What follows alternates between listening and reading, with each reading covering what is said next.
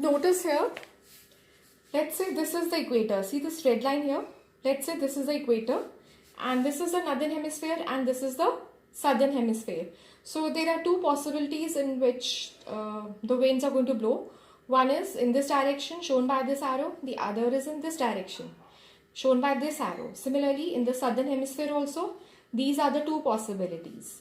Now, according to the Farrell's law, the winds in the northern hemisphere are deflected to their right. So if this is the wind blowing in this direction, it will be deflected to its right.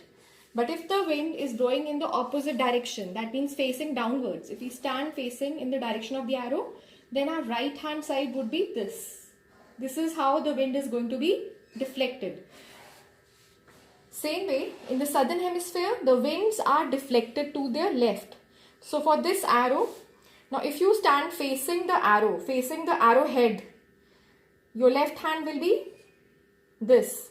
And if you're facing downwards, where the arrow is pointing in that direction, in the opposite direction, so for this wind, the deflection will be again left, and the left direction for this arrow will be this. So this is how the winds are going to be deflected. So we can apply this to this diagram also. So first let's take the case of winds of the northern hemisphere. So this wind in the subtropical belt, it is going to be deflected to its right in the northern hemisphere.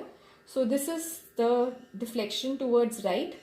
So the direction of the winds is this. Okay, now this wind which is moving upwards, if you stand facing the arrowhead, this is the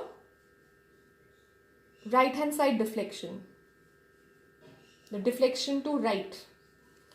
And notice these polar winds, they are blowing in the same direction as the winds in the the lower latitudes here. So again this wind is going to be deflected to its right, and since the arrow is pointing downwards, so facing the arrowhead, the deflection is going to be towards right. So this is going to be the direction of the winds coming from the polar high pressure. Similarly, we are going to mark the deflection of the winds in the southern hemisphere. Remember, according to Farrell's law, the winds are deflected to their left. So this is the deflection of the wind to its left.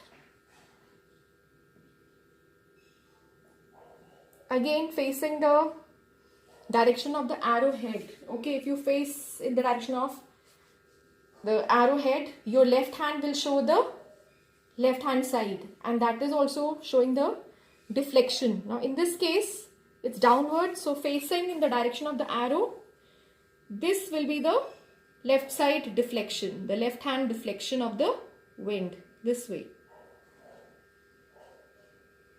Okay, and for this, deflection will be this way.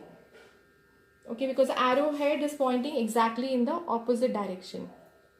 So this is the left hand deflection of the winds. Okay, now we have marked the direction of the winds correctly, and now we have to name these winds. Now for this, one must remember that winds are always named according to the direction from where they originate.